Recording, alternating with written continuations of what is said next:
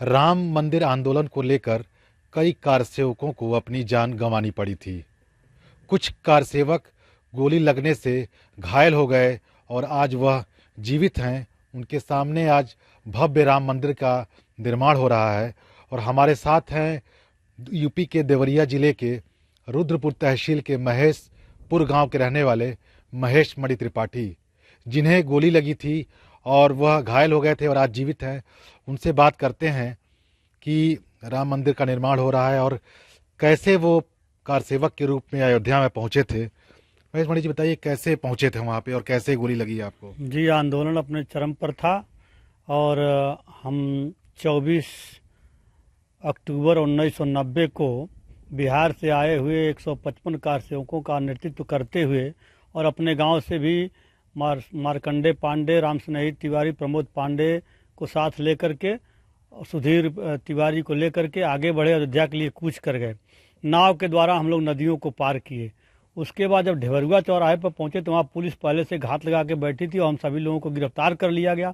फिर मैंने पुलिस को चकमा दे करके अपने गांव को कारसेवकों को लेकर के पीछे आया और वहाँ से अपना भेष बदल करके हम लोग को 3 लोगों को सिंदूर टिकुली वाला बना दिया गया और हम 2-3 लोग जो है बिक्खो झाड़ने वाला, गहना बिक्खो झाड़ने वाला बन करके और आगे बढ़े तो रास्ते में पंजाब के 3 कारसेवक मिले, उनको भी साथ में ले लिए और लगभग समझिए कि फिर हम लोग नदियों को पार करते हुए नाव के द्वारा पहुंच गए 29 तारीख की रात में सरजू जी के किनारे।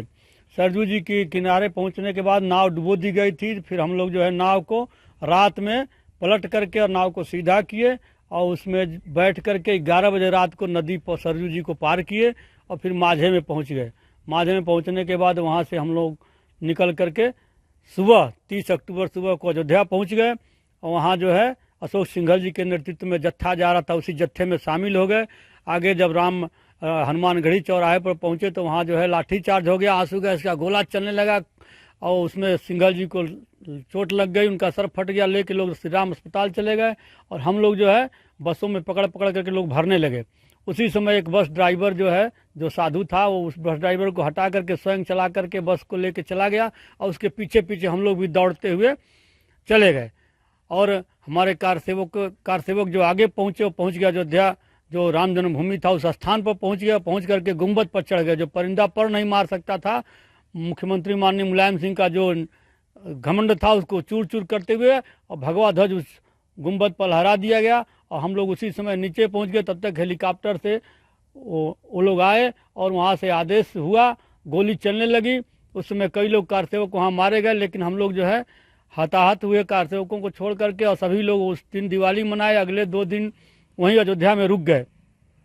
फिर 2 नवंबर को कारसेवा का ऐलान हुआ। 2 नवंबर 1990 को हम लोग उमा भारती जी के नेतृत्व में आगे बढ़े और हनुमानगढ़ी चौराहे के पहले रोक लिए गए। आगे बढ़ने नहीं दिया गया, पुलिस के द्वारा रोक लिया गया। तो हम लोग वहीं बैठ करके राम नाम का संकीर्तन करने लगे। तब तक पुलिस वालों ने उमा भारती को जबरदस्ती खींच करके लेके चले गए और हम लोगों के ऊपर आंसू गैस का गोला और गोलियां चलने लगी। गोलियों से लगातार कारसेवक हताहत होते गए। तो हम लोगों ने देखा कि भाई पुलिस वाले इनको गोली मार रहे हैं और खींच करके ले जा रहे हैं। हमको भी उसी बीच में था तो हम कारसेवकों को खींच करके हम लोग भी ले जाने लगे। मैं जिस तरफ ले जाके कारसेवकों को रखता था, उधर जो एक मैदान था, लाल कोठी के ठीक बगल से एक गली जाती है, उसी गली में कारसेवकों को दे देता था, घायल कारसेवकों को, और ले आके मैदान में रखते थे। फिर मैं एक कारसेवक को उठा रहा था, जब उठा रहा था उसके साथ बोला कि उसको दम दिया कि जय श्री राम बोलो, जय श्री राम। यहाँ पर मुझको यहाँ गाल में गोली लगी, मेरा जबड़ा तोड़ते हुए आगे गिर गई, मैं भी गिर गया कारसेवक के ऊपर।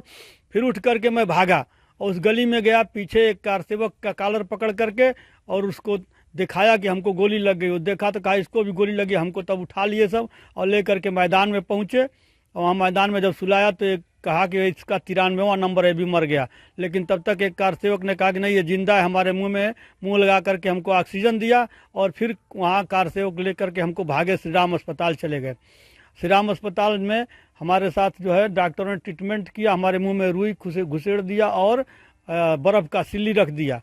मैं बेहोश हो चुका था, लेकिन जो कारसेवक थे वो हमारा साथ नहीं छोड़े। उन्होंने बाद में हमको बताया कि तुम्हारे मुँह में जो है रुई घुसेड़ करके और पत्थर बर्फ़ की सिल्ली रख दी गई।